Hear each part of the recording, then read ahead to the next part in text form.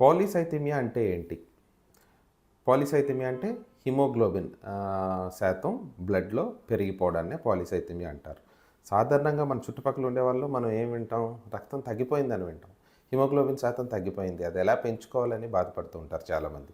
కానీ పాలీసైథేమియాలో ఏమవుతుందంటే నార్మల్‌గా ఉండాల్సిన హిమోగ్లోబిన్ శాతం కంటే ఎక్కువ స్థాయిలో పెరిగిపోతుంది. నార్మల్‌గా మనలో మనుషుల్లో 12-16 మధ్యలో ఉండాలంటాం. కానీ ఈ పాలీసైథేమియాలో ఏమవుతుందంటే హిమోగ్లోబిన్ 17, 18, 19 కొంతమందిలో 20 దాటి కొన్నిసార్లు 25 గ్రామ్స్ ఆఫ్ హిమోగ్లోబిన్ వరకు కూడా మేము చూడడం జరిగింది. సో, ఇలా పెరిగిపోతూ ఉండడం కూడా ఒక రకమైన డిజార్డరే.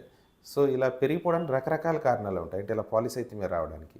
కొంతమందిలో మనం స్వయంకృతాపరాధంగా మనం చేసుకునే కొన్ని స్మోకింగ్ గానీ, హై ఆల్టిట్యూడ్ గానీ కొన్ని ఉంటాయి. కొన్ని రకాల చిన్నప్పటి నుంచి ఉండే ప్రాబ్లమ్స్, హార్ట్ ప్రాబ్లమ్స్ కానీ, లంగ్ ప్రాబ్లమ్స్ ఇలాంటివి ఉంటాయి.